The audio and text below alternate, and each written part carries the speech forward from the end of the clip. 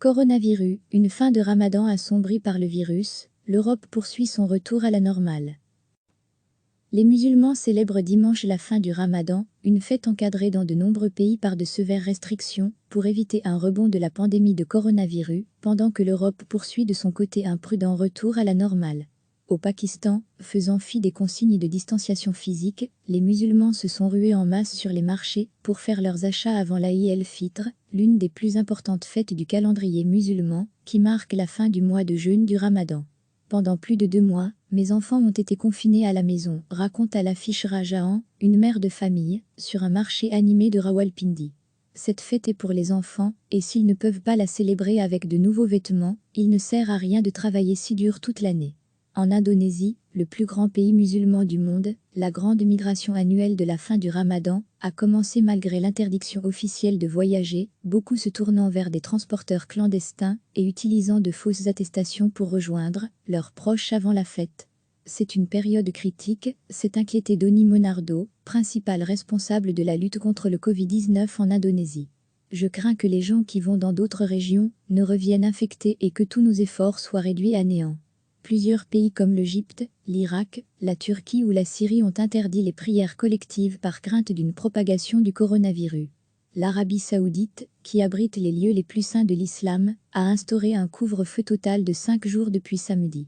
L'Iran, qui a connu l'épidémie la plus meurtrière au Proche et au Moyen-Orient, a demandé à ses citoyens d'éviter de voyager pendant l'Aïd qui devrait avoir lieu lundi, dans ce pays à majorité chiite, tout comme pour la communauté chiite irakienne.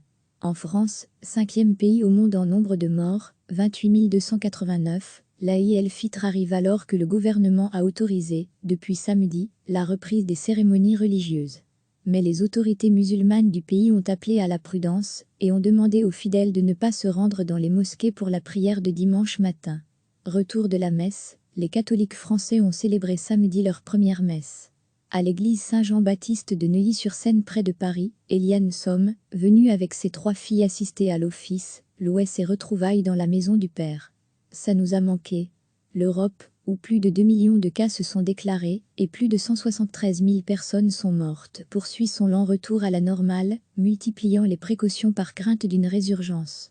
L'Espagne a annoncé samedi sa réouverture cet été aux touristes étrangers, une mesure cruciale pour la 2e destination touristique au monde, et la reprise de son championnat de football.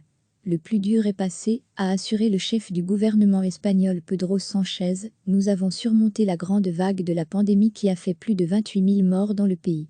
Autre pays touristique, l'Italie rouvre progressivement ses sites historiques ou culturels, en attendant celle de ses frontières le 3 juin. Ils étaient des centaines samedi à profiter du soleil sur la plage de Fröjön, près de Rome. L'épicentre de la pandémie est désormais l'Amérique latine, selon l'Organisation mondiale de la santé.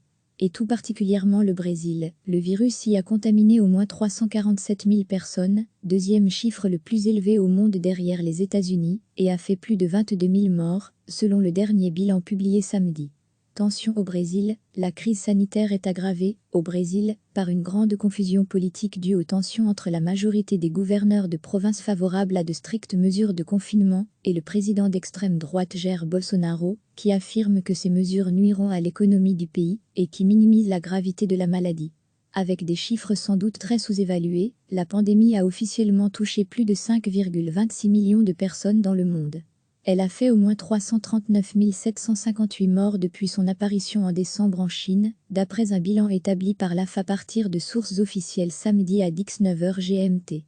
Aux États-Unis, pays dénombrant le plus de cas, plus de 1,62 million, et le plus de décès au monde, au moins 97 048 morts, les drapeaux sont mis en berne jusqu'à dimanche, pour rendre hommage aux victimes.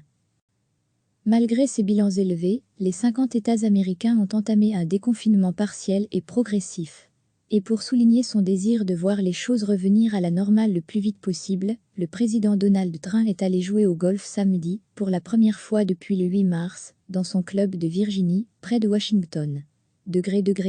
À lire aussi, notre dossier sur l'épidémie de coronavirus. Les musulmans célèbrent dimanche la fin du Ramadan, une fête encadrée dans de nombreux pays par de sévères restrictions, pour éviter un rebond de la pandémie de coronavirus, pendant que l'Europe poursuit de son côté un prudent retour à la normale. Au Pakistan, faisant fi des consignes de distanciation physique, les musulmans se sont rués en masse sur les marchés pour faire leurs achats avant l'Aïd el-Fitr, l'une des plus importantes fêtes du calendrier musulman, qui marque la fin du mois de jeûne du Ramadan. Pendant plus de 2 mois, mes enfants ont été confinés à la maison, raconte à l'affiche Rajahan, une mère de famille, sur un marché animé de Rawalpindi.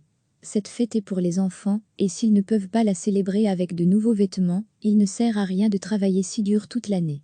En Indonésie, le plus grand pays musulman du monde, la grande migration annuelle de la fin du Ramadan a commencé malgré l'interdiction officielle de voyager, beaucoup se tournant vers des transporteurs clandestins et utilisant de fausses attestations pour rejoindre leurs proches avant la fête. C'est une période critique, s'est inquiété Doni Monardo, principal responsable de la lutte contre le Covid-19 en Indonésie. Je crains que les gens qui vont dans d'autres régions ne reviennent infectés et que tous nos efforts soient réduits à néant. Plusieurs pays comme l'Égypte, l'Irak, la Turquie ou la Syrie ont interdit les prières collectives par crainte d'une propagation du coronavirus. L'Arabie saoudite, qui abrite les lieux les plus saints de l'islam, a instauré un couvre-feu total de 5 jours depuis samedi. L'Iran, qui a connu l'épidémie la plus meurtrière au Proche et au Moyen-Orient, a demandé à ses citoyens d'éviter de voyager pendant l'Aïd qui devrait avoir lieu lundi, dans ce pays à majorité chiite, tout comme pour la communauté chiite irakienne. En France, 5e pays au monde en nombre de morts, 28 289, l'Aïd el-Fitr arrive alors que le gouvernement a autorisé, depuis samedi, la reprise des cérémonies religieuses. Mais les autorités musulmanes du pays ont appelé à la prudence et ont demandé aux fidèles de ne pas se rendre dans les mosquées pour la prière de dimanche matin. Retour de la messe, les catholiques français ont célébré samedi leur première messe. À l'église Saint-Jean-Baptiste de Neuilly-sur-Seine près de Paris, Eliane Somme, venue avec ses 3 filles assister à l'office, louait ses retrouvailles dans la maison du Père. Ça nous a manqué. L'Europe, où plus de 2 millions de cas se sont déclarés et plus de 173 000 personnes sont mortes, poursuit son lent retour à la normale, multipliant les précautions par crainte d'une résurgence. L'Espagne a annoncé samedi sa réouverture cet été aux touristes étrangers, une mesure cruciale pour la 2e destination touristique au monde, et la reprise de son championnat de football. Le plus dur est passé, a assuré le chef du gouvernement espagnol Pedro Sánchez, nous avons surmonté la grande vague de la pandémie qui a fait plus de 28 000 morts dans le pays. Autre pays touristique, l'Italie rouvre progressivement ses sites historiques ou culturels, en attendant celle de ses frontières le 3 juin. Ils étaient des centaines samedi à profiter du soleil sur la plage de Freugen, près de Rome. L'épicentre de la pandémie est désormais l'Amérique latine, selon l'Organisation mondiale de la santé.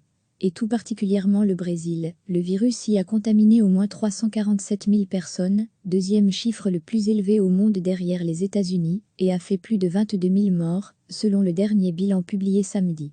Tension au Brésil, la crise sanitaire est aggravée, au Brésil, par une grande confusion politique due aux tensions entre la majorité des gouverneurs de provinces favorables à de strictes mesures de confinement et le président d'extrême droite Jair Bolsonaro, qui affirme que ces mesures nuiront à l'économie du pays et qui minimise la gravité de la maladie. Avec des chiffres sans doute très sous-évalués, la pandémie a officiellement touché plus de 5,26 millions de personnes dans le monde. Elle a fait au moins 339 758 morts depuis son apparition en décembre en Chine, d'après un bilan établi par l'AF à partir de sources officielles samedi à 19h GMT.